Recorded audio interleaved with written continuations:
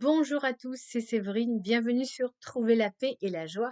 Aujourd'hui, on va parler d'un sujet original qui est peu abordé par mes confrères youtubeurs catholiques. C'est pourquoi je me suis dit, autant l'aborder puisque c'est un sujet fondamental qui me touche particulièrement. Aujourd'hui, nous allons parler de la famille et nous allons voir comment faire pour lever tous les obstacles à la procréation, tous les obstacles au fait de devenir parent, parce que nous sommes dans une société qui ne valorise évidemment pas la famille. Au contraire, les valeurs familiales sont attaquées. Alors, je vais vous partager mon témoignage, comment je suis devenue mère, comment ça s'est passé pour moi et mon mari, au niveau financier, au niveau de l'organisation, au niveau du timing, est-ce qu'on a beaucoup réfléchi, est-ce qu'on a beaucoup planifié et comment surtout la providence nous a accompagnés tout au long du parcours parce que c'est la vérité, quand on fait confiance à Dieu, il ne nous lâche jamais, il nous accompagne dans tous les secteurs de nos vies. Alors moi, depuis toujours, je veux être maman, mais avant de trouver le papa, j'ai attendu assez longtemps puisque je suis devenue maman pour la première fois à 32 ans. J'ai trois beaux enfants qui ont 20 ans, 17 ans et 11 ans. Et en fait, ce qui s'est passé, c'est que, donc avec mon mari, on s'est rencontrés et puis très vite, ça a été une évidence qu'on allait se marier. Donc on n'a pas perdu beaucoup de temps pour se connaître. On s'est mariés vite et on n'avait pas de situation, autant être clair. Il avait pas de travail, moi non plus. Je venais de terminer mes études, lui était au chômage. Et pourtant, eh bien, on a décidé d'avoir un enfant. On avait une confiance incroyable dans la providence. Donc en fait, ce qui s'est passé, pour tout vous dire, c'est que entre le moment où je suis tombée enceinte de mon premier enfant et le moment où mon mari a trouvé un travail, il s'est écoulé, alors attendez, je ne vais pas dire de bêtises, 15 mois. Donc en fait, pendant 15 mois, nous étions au RSA, tous les deux. Et ça ne nous posait pas de problème plus que ça. Donc mon mari cherchait activement du travail, mais il n'en trouvait pas. Et moi, je n'avais pas du tout envie de travailler parce que ma grossesse était, surtout le premier trimestre, c'était vraiment une grossesse, comment dire? Alors au niveau de la santé, le bébé allait très bien, mais moi, en fait, j'avais énormément, en fait, de nausées. J'avais des envies comme ça de vomir. Enfin, c'était vraiment, j'étais pas du tout dans un état de chercher du travail. Et puis ça a duré le premier trimestre. Et puis après, ben, moi, j'étais une personne, je le suis beaucoup moins maintenant, très sensible. Et je ressentais le besoin, en fait, d'être dans ma bulle de grossesse. Donc c'est mon mari qui faisait toutes les démarches pour trouver du travail. Alors il trouvait des petits boulots, mais pas de travail à plein temps. Donc en fait, voilà, on est resté, voilà, c'est ça, hein, 17 mois à peu près, si je m'inquiète, non, que j'ai dit 15 mois, c'est ça, 15 mois au RSA. Et pendant ce temps-là, ben moi j'étais un petit peu dans ma bulle de grossesse. Je me préparais en fait à accueillir cet enfant et j'étais totalement focalisée là-dessus. Et j'avais pas du tout l'énergie mentale à penser à autre chose.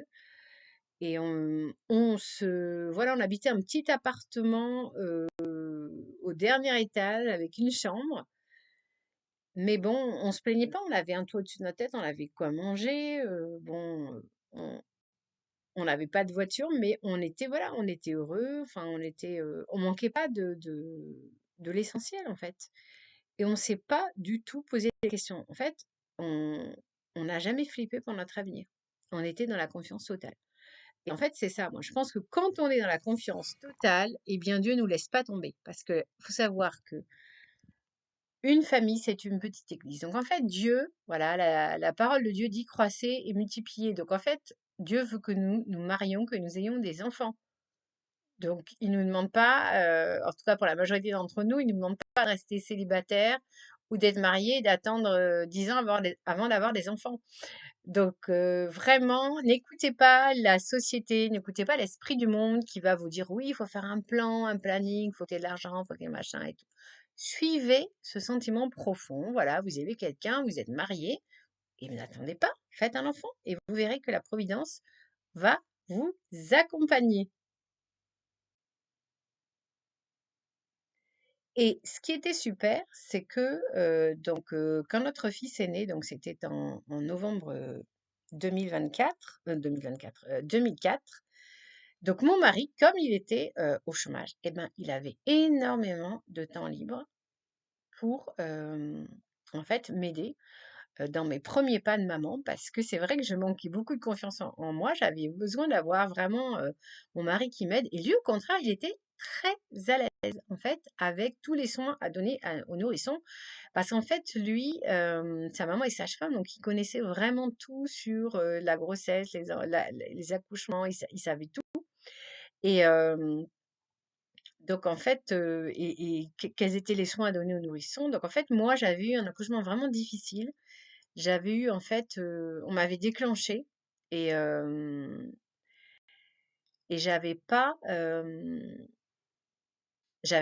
travail n'avançait pas, ce qui fait que j'avais des contractions qui ne servaient strictement à rien, et on a fini par en fait par faire une césarienne en urgence parce que mon bébé était en souffrance fœtale.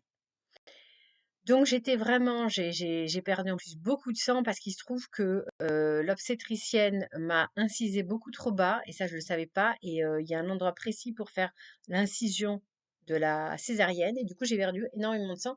Donc après j'étais, sous morphine, donc j'étais, pas du tout, en forme pour, j'ai mis beaucoup de temps à me remettre de cet accouchement qui a été très, très mal géré par, l'équipe médicale, je tiens à le dire. Bon, je leur ai pardonné bien sûr, mais bon, hem et du coup, 6 mois après, mon accouchement, j'étais encore vraiment fatiguée, et donc du coup, j'étais très heureuse d'avoir le papa, en fait, qui faisait tous les soins, et ça, c'est vraiment agréable. Donc finalement, le fait que mon mari soit au chômage, je me demande si c'était pas une délicate attention de la Providence, parce que, bah, voilà, à cause de l'accouchement difficile, ben, voilà. J'avais besoin, que mon mari soit là, et je sais pas comment j'aurais fait si, mon mari avait un travail à plein temps. Et en fait, quand, mon mari a repris, le travail, et bien, moi, je commençais à aller beaucoup mieux, je m'étais remise, donc en fait, tout s'est vraiment bien, bien goupillé. Tout s'est très bien arrangé. Donc je remercie même encore a posteriori Dieu, parce que c'est vrai que sur le moment, je me rendais pas compte que tout ça, c'était la providence, que c'était l'action de Dieu, mais c'est après, avec le recul, que je me suis rendu compte que vraiment, Dieu nous avait accompagnés tout au long du chemin. Voilà, donc avec mon mari, on a démarré dans la vie en étant vraiment fauchés, on a fait confiance en Dieu. Donc vous voyez que l'argent ne doit pas être un frein. Confiez tout à Dieu et ne vous dites pas: «Non, on n'a pas d'argent pour faire un enfant». Alors un enfant, déjà, ça coûte pas du tout cher. Un enfant, il a besoin, d'avoir un lit. Vous pouvez trouver des lits d'occasion de très, très bonne qualité, parce que vous imaginez bien qu'un bébé, c'est assez immobile, donc c'est très léger, donc ça n'abîme pas les lits. Vous pouvez trouver du matériel de périculture de très bonne qualité.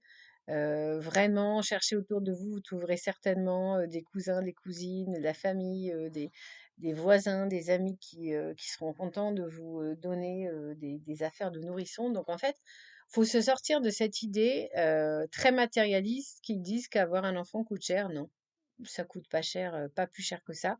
Après, voilà, on faisait pas de folie, on faisait attention. Et puis après, on a eu, un deuxième enfant. Donc c'est pratique, puisque du coup, quand on a un deuxième enfant, on peut, bah, utiliser le matériel qu'on a utilisé pour le premier. Donc en fait, ça coûte pas plus cher finalement d'avoir un deuxième enfant qu'un premier. Et puis quand on a un deuxième enfant, eh bien, on a le droit aux allocations familiales. Alors, quand on est en France, alors merci la France. Voilà, et donc moi, je remercie le ciel de m'avoir, d'avoir respecté en fait mon rythme de vie. Je n'avais pas envie de travailler. J'avais envie d'être une mère au foyer. Donc, eh bien, avec mon mari, même s'il avait un salaire, assez modeste, on n'a manqué de rien. Ça nous a, ça nous suffisait largement. Après, on est descendu, d'un étage. On était dans un vieil immeuble au 19e, et on est passé d'un appartement avec une chambre, avec un grand appartement avec 2 chambres. Donc là, voilà, je remercie aussi le ciel, parce qu'on n'a pas besoin, au niveau déménagement, on descendait d'un étage. On a eu vraiment voilà, on a vécu de manière très simple, très modeste comme, Marie, Joseph et Jésus, mais le bon Dieu nous a donné des grâces, en fait, à chaque fois et je pense que c'est ça. Il nous a aidés tout au long du chemin, donc c'est vraiment le message. Voilà, il faut pas se demander, «Est-ce que je suis prête pour être mère?» En fait, être mère, on va l'apprendre au quotidien. Dieu va vous aider. Il faut vraiment se tourner vers Dieu. Il faut pas que les obstacles financiers ou matériels soient vraiment, faut pas voilà, faut se dire que le ciel va vous aider à lever les obstacles et alors évidemment, on rencontre, toujours des difficultés dans son apprentissage de parent parce que voilà, il faut apprendre des choses. Moi, je sais que les 1ers temps, c'est pas facile quand on dort pas la nuit, mais il faut savoir que en fait, les difficultés nous permettent, en fait, de grandir, en fait et elles nous permettent, de développer de nouvelles compétences. Donc en fait, j'ai juste envie de dire que être parent, c'est la meilleure école, au monde pour être un meilleur être humain, puisqu'on apprend à faire confiance déjà à la providence, on apprend à être débrouillard, le système D, la créativité, on apprend à apprendre parce que voilà, être parent, on redémarre, à zéro. Il n'y a pas d'études, d'école pour nous dire comment être parent et puis, on développe énormément de capacités, on appr ça donne énormément confiance en soi. Les mamans, vous allez voir, vous allez développer, vraiment une confiance en vous. Moi, je sais que j'étais très timide et ma timidité, elle a fini par fondre très progressivement. Plus je devenais maman, plus j'avais confiance en moi. Et puis les papas, c'est très épanouissant, très, très épanouissant, aussi pour les papas d'être pères parce que ils donnent pas la vie de la même façon que les mamans, mais ils transmettent aussi beaucoup de choses à leurs enfants et donc les papas et les mamans, c'est très complémentaire. Et en fait, on développe plein, plein de compétences et c'est vraiment un bonheur de voir ces petits êtres, grandir, au jour le jour et voilà, ils s'émerveillent de la moindre des choses et du coup, on redécouvre la vie sous un autre jour.